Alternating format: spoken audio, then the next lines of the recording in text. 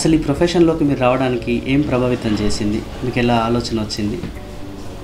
నేను నేను 8th class చదువుతున్నప్పుడు మా తాతయ్య గారు ఒక జ్యోతిష్యుడికి నా యొక్క జాతకాన్ని చూపించడం జరిగింది. అప్పుడు వారు అన్నారట, వీరి చదువు ఆగిపోతుంది,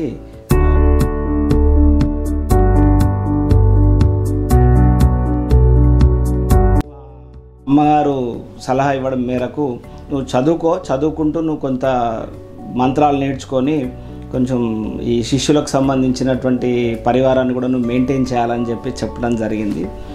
అయితే నేను మంత్రాలు నేర్చుకుందామని కూడా కుమరవెల్లికి వెళ్ళాను, వేదం నేర్చుకోవడానికి కూడా వేద పాఠశాలకు వెళ్ళాను. అక్కడ మంచినీళ్ళ పాండురంగ శర్మ గారు అని చెప్పి వారి దగ్గర నేను సంవత్సరంన్నర పాటుగా ఉన్నాను.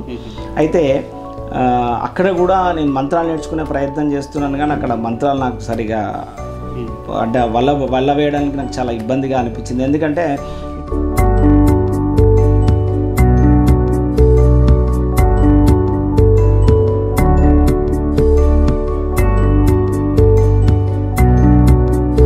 నాన్న, నీకు ఈ ప్రొఫెషన్ సెట్ అవ్వదు, నువ్వు ఈ మంత్రాలు నేర్చుకొని ఈ వృత్తిలో నువ్వు కొనసాగలేవు,